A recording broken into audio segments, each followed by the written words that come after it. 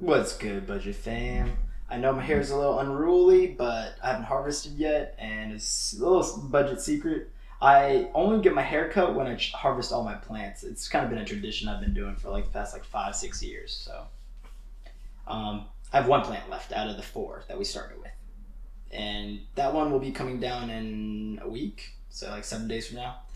But in your timeline, our plants have officially, I think, filled out the tent. There's like 4 plants in one tent right now. We're gonna have to make a separate budget tent for the other plants. We're gonna have a photo tent and an auto tent. Wait, dang. Photo tent, auto tent. Photo tent, auto tent. Uh, the reason why we do that is so for flowering plants, we need 12 hours on and 12 hours off. The lighting schedule needs to be different because they're photo dependent. Yep. Well, that's the only difference between photos and autos, really. That and you can't control whenever autos go to flower. But anyways, my 2 autos are already starting to flower. I'm going to have to separate those off so that I can flower the photos because I don't want them to overtake the tent. I prefer growing smaller plants because I'm not trying to sell the weed. I'm just trying to smoke it, and it's for personal use. Like, I don't need more than a few ounces from a plant. If you see me growing, I'm not maximizing yield in these grows for you guys. It's mainly for quality. I'll maximize quality for cost. I'm going to show you how to spend the least amount of money to get the most amount of dankness. Cannabinoid production, terpene production. That's what we're aiming for, not yield specifically. At the end, when you see me harvest these nugs, you'll see all the nugs are just premium nugs. Like, I'm not going for a bunch of it. I just want very little amounts that really potent because I'm not trying to smoke a lot. See you guys in the video. Alright, so I'm gonna hit it with a little bit of this CalMag solution.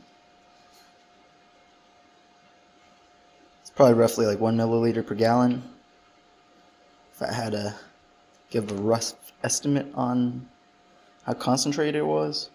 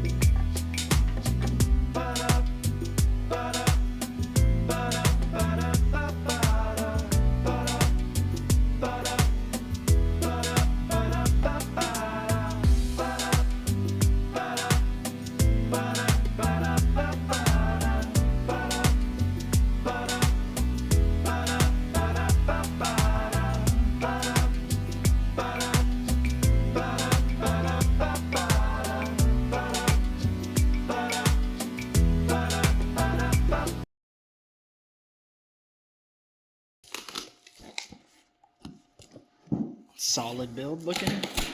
It's a bit nicer than the budget tent. I think I'd say it's worth it.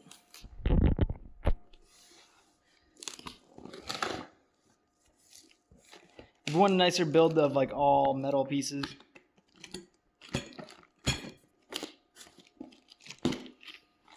including the joints being metal, because that's where they cheap out a lot. The budget tents, these plastic pieces here.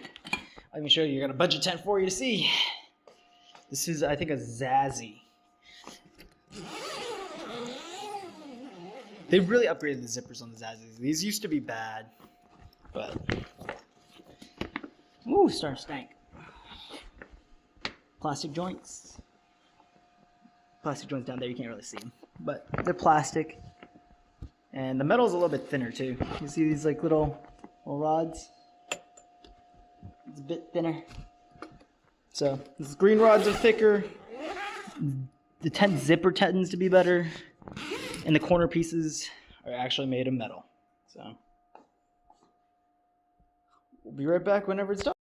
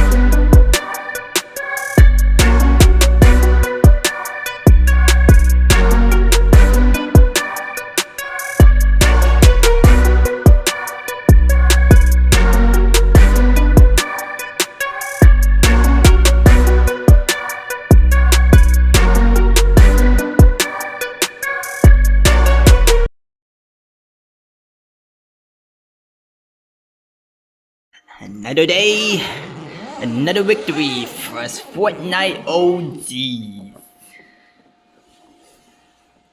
Oh, y'all looking pretty good today. You're stanky. You guys got some stanky. I'll probably throw some 444 and some 284 mix, like probably 1 tablespoon of each into these two, because they're flowering. This will get 1 444 and this will get 1 444. So that's the plan for the day. Let me do the leaf tucking for the sky. Quick little tidbit. Leaf tucking is a training technique where we get to keep the nutrients of the leaf on the plant while also maintaining an even canopy by removing things that shade out the lower bud sites, which really helps in the long run. So great training technique. Generally, that's how I do it.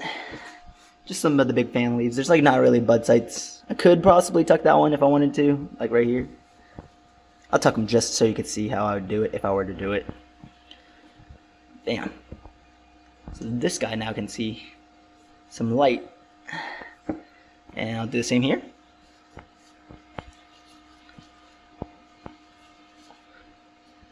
Which opens these up, and those up, and those up. So this was looking really yellow before. It's still looking lighter, but I'm starting to see little bits of green coming back. looks less stressed. I can't even really tell. But there's that one. Here's Shorty Scouts a lot. We got a flowering GMO and a flowering gummy bears. Let's see the weight on these. Is she light enough to feed? Oh, she's almost light enough to drink. Oh, she's definitely light enough to drink. She's almost light enough to drink. Let's just check one more. This is the heaviest. Second heaviest. Third heaviest. Lightest. Alright, so these two photos are starting to actually drink. This was not drinking the other day, so like I don't know what happened. But she's picking it up now. I think part of it has to do with the fact that I leave this side open and it intakes air. It's only 32 degrees out at night, sometimes as low as 28, 26, around there. So I think the cold temps and the air coming in from the right side will cause this to cool down a little bit too much. Like if I put my hand on the side of the pot, it's cold. Compared to like, that's not cold. That's not cold. But this one on the outside edge is cold.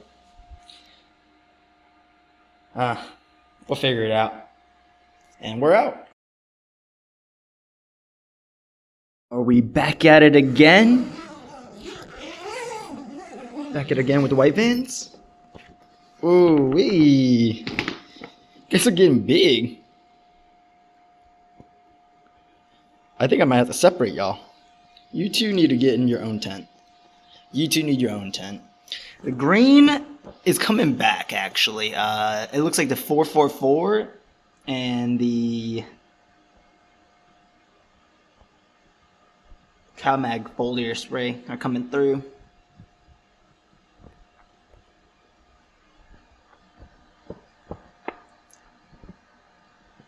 I mean, some plants are just brighter green.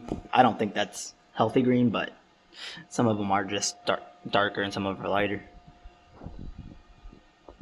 I've top dressed these two, so it's going to probably take a week before they actually get all the nutrients. One of the downsides of going organic is the delayed reaction when you're dealing with nutrients. Like, you can have these beautiful plants, but you'll know that, like, deep down low, there's a slight bit of nitrogen that's being needed or something. So, they're looking gorgeous, though. Gorgeous plants. Extremely healthy. I think this is really good for having to deal with, like, 60-degree weather down here. This is, like, 60 degrees down here. I think the floor is probably a little bit colder than that. We get 30 degrees outside all the time. It's like freezing out there. The little plant down there died, sadly. Yeah, she was taken down by the wind. We had a windstorm. It was so powerful that you would hear like the house shaking. The whole townhome was shaking. And I checked back out there and she just snapped in half and fell over. I didn't try to prop her up or save her. I was like, yeah, I don't need 4 plants, 5 plants. It's only... You can only have 4 plants legally in Virginia, so I was hoping it would die. I just wanted to see how long it would take for nature to kill her. And it was apparently like almost a month. Almost a month before she died from a windstorm. They can survive snow, I'm telling you. You guys might not believe it, but you leave your plant outside at like 30 degrees, they enter like a sort of hibernation or like a stasis where they don't metabolize anything really, and they don't really grow, but they'll survive. Anybody want to see some close-ups? Let's see some close-ups of the topping. That's where it was topped. Right there. Let's see if we can get a decent shot of it. It's a little bit broken there. Let's see. Move those to the side for you. Yeah, that's where it topped. A lot of the times, like, people like Chad Westport or something will leave like a little stem from where they top. They won't top at the very utmost point. It helps out with keeping the structure, because these two branches, when they grow up, they don't have very much to lean on. Let's see if I can get you an undershot. I'm getting some slight purpling of the stems. Either, I think it's stress related. I don't know if it's, I think she's stressed. But everybody else seems fine. They're handling the cold temps for the most part. Anything that you see purple on is getting a bunch of sunlight, a bunch of LED.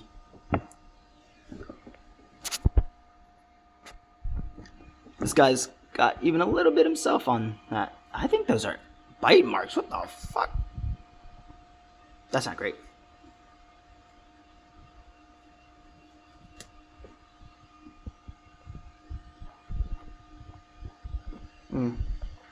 Strange.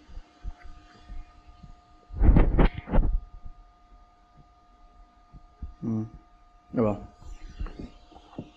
Boink.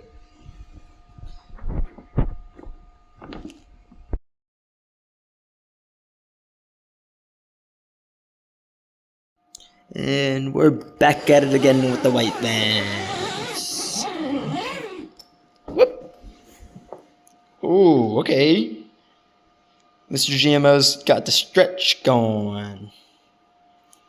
Gonna stretch. Stretch up, little guy. Stretch up. You're acting a little small. Stretch up, little guy. These are the two photos. Looking good.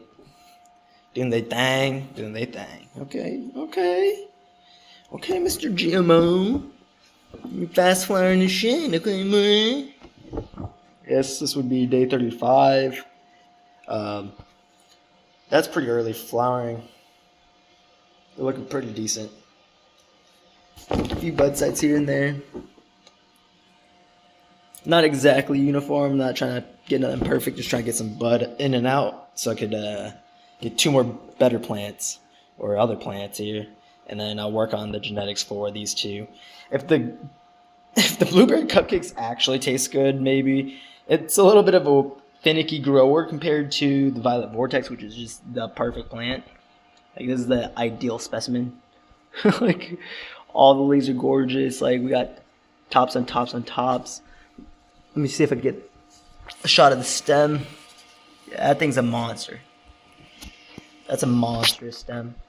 That thing's thick. Boy, that is thick. That stem is definitely as thick as my finger. Let's see if we can compare it to a different stem. Solid. That's nice. But this guy is just monstrously bigger. And just a lot bigger.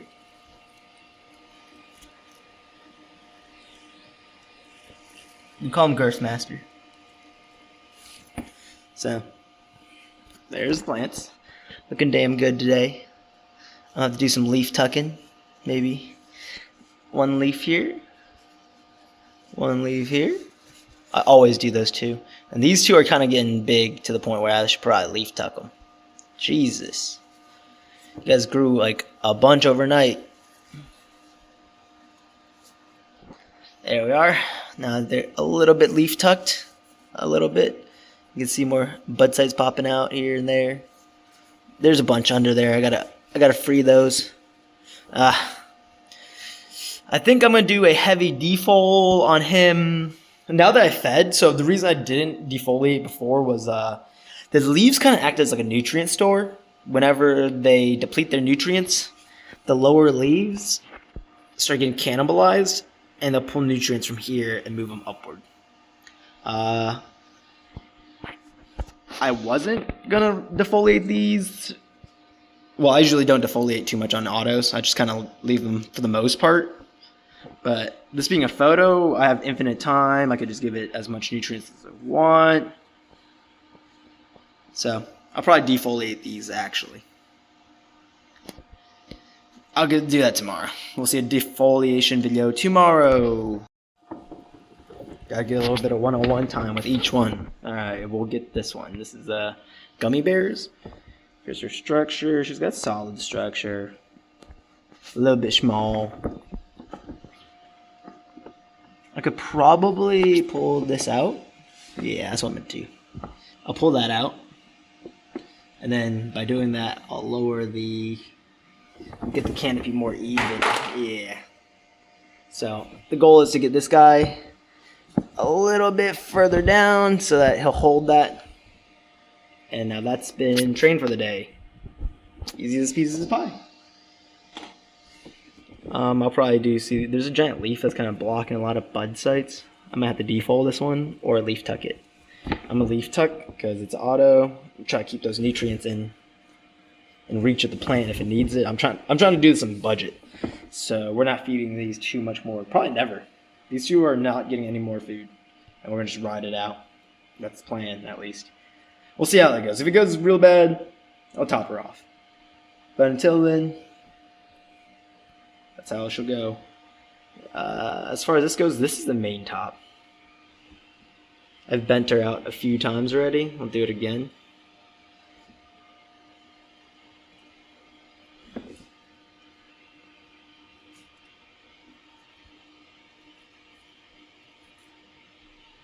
By doing this, we redistribute the growth hormones. The tallest branch will produce these auxins and shoot them down to the other nodes and prevent them from shooting above it. So this was preventing these guys, everybody else, from going above him. But now that I've lowered him, he won't be able to bully the other guys anymore. And instead of getting one large nug, you get an even canopy. We'll also do one leaf move right there. Hey, here we are. So what happens is these bud sites will stretch upward and then become like a little nug like that over time.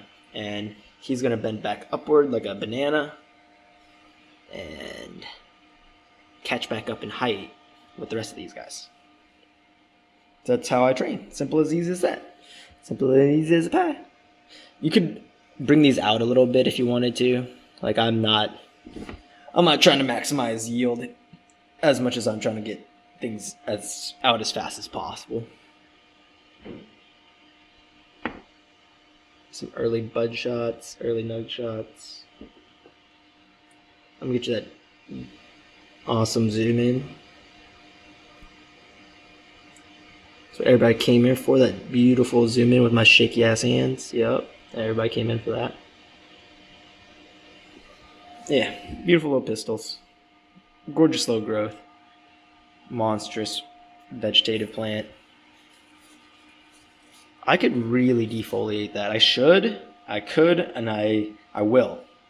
For you. Oh, wow. Oh, wow. Oh, everybody's thirsty. We are thirsty. All right, I'll see these guys got to go water these.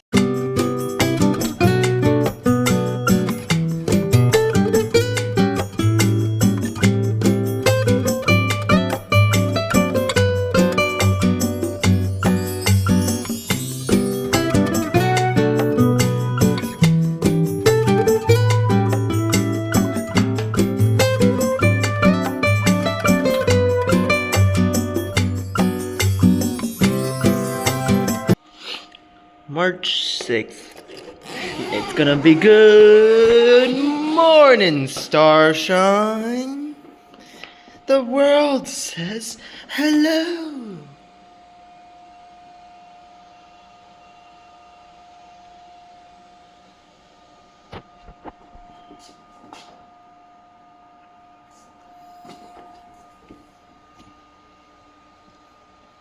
Little buddy's flowering. Get it, little buddy. Get it. Other little buddies flowering. Get it, two little buddies. Get it.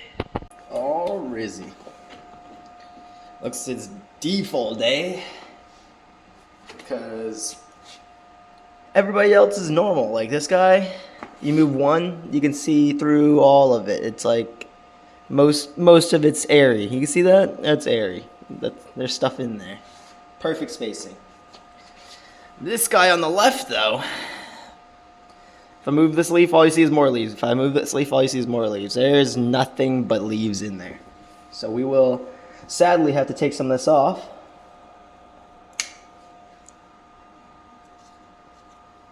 How many is this? Let's count them. 1, 2, 3, 4, 5, 6, 7, 8, 9, 10, 11, 12.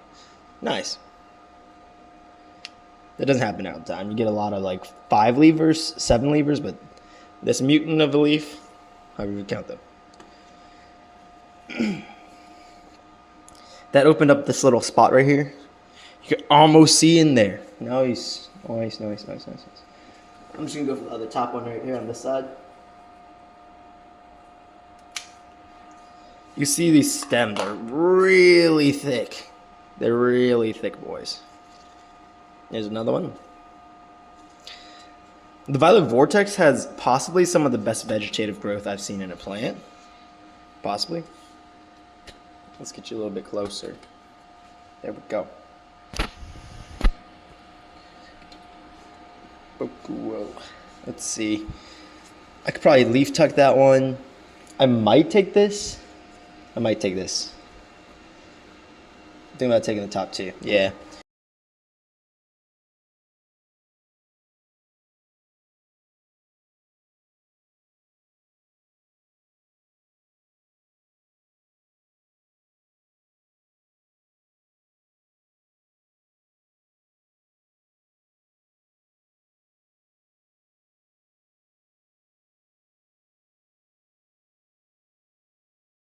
I think that's enough default for me. I'm trying to go as light as possible and keep as much nutrients in the plant as possible. Because that's a way that we do it in Budget Buds. Save nutrients, save money. We're out. Adios.